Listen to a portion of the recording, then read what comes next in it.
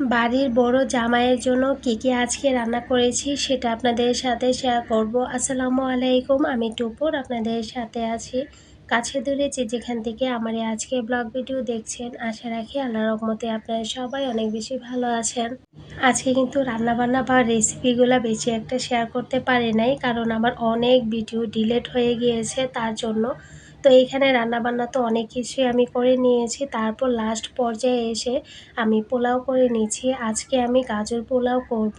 তো এখানে প্রথমে তেল আর পেঁয়াজ তেজপাতা দিলাম, দিয়ে পোলাওর চালটাকে কিছুক্ষণের জন্য ভেজে নিয়েছি। তারপর আমি এখানে গাজর কুচি দিলাম, স্বাদ মতো লবণ দিলাম, দিয়ে ভালোভাবে পোলাও চালটাকে ভেজে নিচ্ছি। আর পোলাওয়ের ক্ষেত্রে ভালোভাবে যদি চালটা ভেজে নেওয়া যায় তাহলে দেখবেন পোলাওটা অনেক বেশি সুন্দর হয়, ঝরঝরা হয়।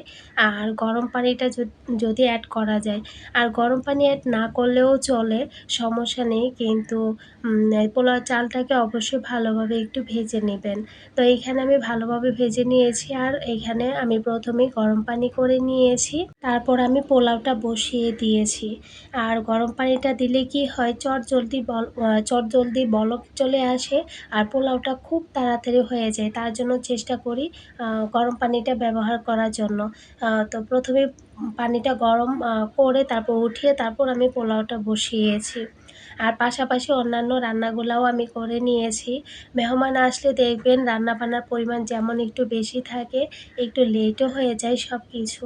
তো এদিকে আমি বেগুন ভাজি করেছি, তারপর এইখানে আছে হচ্ছে কোফতা কারি করেছি, ঢেঁড়স ভাজি করেছি, এদিকে হচ্ছে মাছ ভুনা আছে, আর এদিকে মানে ডিম ভুনা আছে, ডাল আছে, গরুর মাংস মুরগির মাংস আছে। তারপর ভাইয়ার জন্য একটা আস্ত মুরগি করেছি। এখানে শসা লেবুও কেটে নিয়েছি। তো আমি কিন্তু একা না, আমাকে সবাই একটু হেল্প করছিল। রান্নাবান্নাগুলো আমিই করেছি, কিন্তু এই যে এখন সব কিছু আমি ডিশের মধ্যে রেডি করে দিয়েছি। তো এখানে আমার যা আছে, তারপর বাগিনার বউ আছে, আপা, সবাই মিলেমিশে আনছিলাম। আচ্ছা, যেসব আপুরা এখনও পর্যন্ত আমার ভিডিওটা দেখছেন কিন্তু একটা লাইক দেন নাই, যদি ভালো লাগে প্লিজ একটা লাইক দিয়ে দিবেন। আর যারা এরই মধ্যে এই কাজগুলো করে ফেলছেন সেসব আপুদেরকে অসংখ্য ধন্যবাদ। তো এই তো আমি একে একে সবগুলা খাবার এখানে নিয়ে আসছি, আর এই যে এখন সবাই মিলে বসে পড়বে।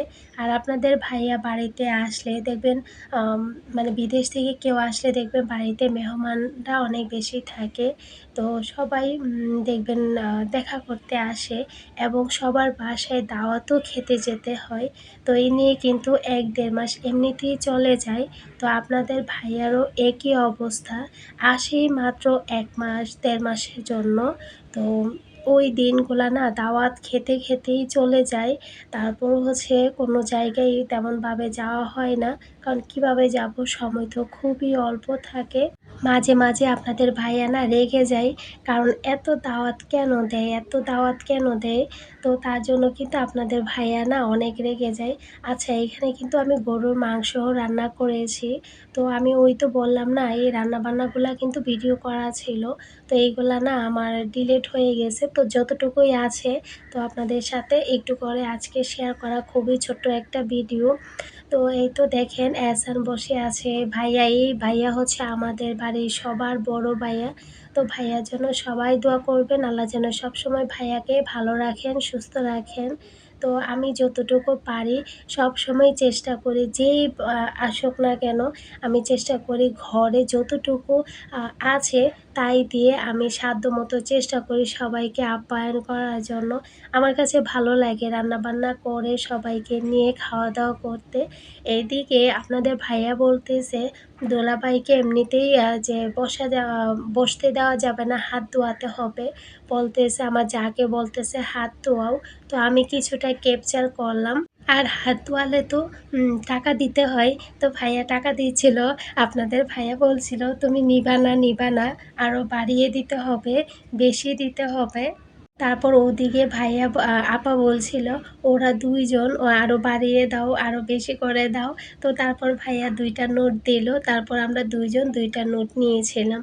তারপর আমরা সবাই এই যে দেখেন হাত তালি দিচ্ছে। তো সবাই মিলে এখন বসে পড়বো খাওয়া-দাওয়ার জন্য। আসলে রান্নাবান্না করতে না অনেকটা সময় লাগে। আর ভিডিও করলে তো আর কোনো কথাই নাই। এর চেয়ে আরও বেশি সময় লাগে।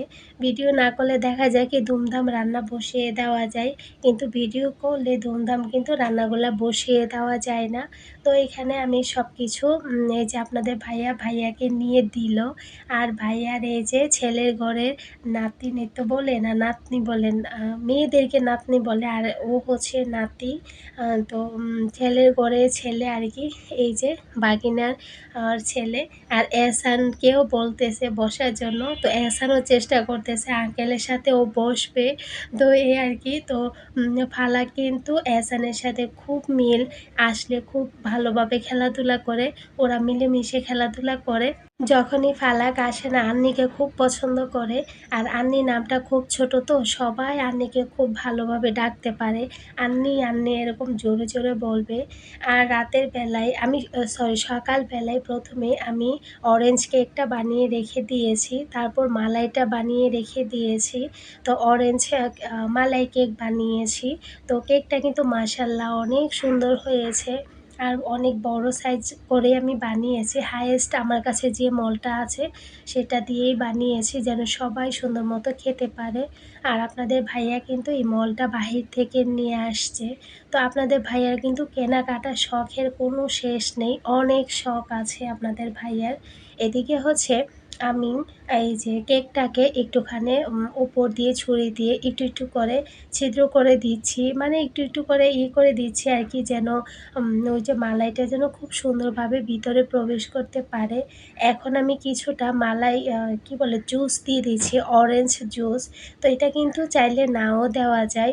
কিন্তু আমি দিচ্ছি আরও একটু বেশি মজা লাগবে। মিষ্টি, টক সবকিছু মিলিয়ে ফ্লেভারটা আসবে। একদম ফ্রেশ অরেঞ্জ জুসের ফ্লেভারটা এই কেকের মধ্যে থাকবে, ভালো লাগবে। সবাই কিন্তু কেকটার অনেক প্রশংসা করেছে। আর রান্নাবান্না যাই করি সবাই খুব পছন্দ করে, প্রশংসা করে। আর ভাইয়া তো এত পছন্দ করে। ভাইয়া কিন্তু আমাকে টুপুর বলে না, টুপু বলে। টুপু দেখো কত কিছু রান্না করছে, অনেক মজা হয়েছে, ভালো হয়েছে। ভাইয়া অনেক প্রশংসা করে। তো যাই হোক এখানে দেখেন আমি মালাইটা দিয়ে দিচ্ছি। আসলে কেক অনুযায়ী প্লেটটা না একটু ছোট হয়ে গেছে। এটা কিন্তু পোলাওয়ের ডিশ, বড় কিন্তু অনেকটাই। তো সেটাও ছোট হয়ে গেছে। আরও বড় একটা ডিশে নিলে ভালো হতো। তো পরবর্তীতে আবার প্লেটে, প্লেটে করে মালাই দেওয়া যাবে। আছে আরও অনেকটা মালাই। এখন আমি এইখানে যে কাজু বাদাম আর কাঠবাদাম গ্রেট মানে কুচি করে নিয়েছি সেটা আবার দিয়ে দিচ্ছি। তো এতে করে না খুব সুন্দর হবে, আবার খেতেও খুব ভালো লাগবে। আর এই মালাই কেকটা না আসলে অনেক, অনেক বেশি মজা হয়। খুবই ক্রিমি, ক্রিমি থাকে আর কি মালাইটা। তো এই তো রেডি হয়ে গেল আমাদের মালাই কেক। আর সবসময় আমি চেষ্টা করি যখনই মেহমান আসে তো তখনই আমি চেষ্টা করি যদি আমি হাতের তৈরি নাস্তা তৈরি করি তাহলে দেখা যায় কি সকালবেলায় আমি মানে বিকেলের নাস্তাটা রেডি করে দেই, তা না রেডি করে ফেলি। আর তা না হলে যদি রাতের বেলা সম্ভব হয় তো রাতের বেলা রেডি করে রেখে দেই। আপনাদের ভাইয়া ওই বছর যে আসছিল তো এই যে পাতিলগুলা নিয়ে আসছিল আপনাদেরকে একটু দেখিয়ে দেই। তো এখানে একই রকম ২ টা পাতিল আছে, ২ টা সাইজের। তো আমার এই তাওয়াটা নিয়ে অনেক, অনেক প্রশ্ন আসে। তো এটা ফ্রাই প্যানের তাওয়া দেখিয়ে দিচ্ছি।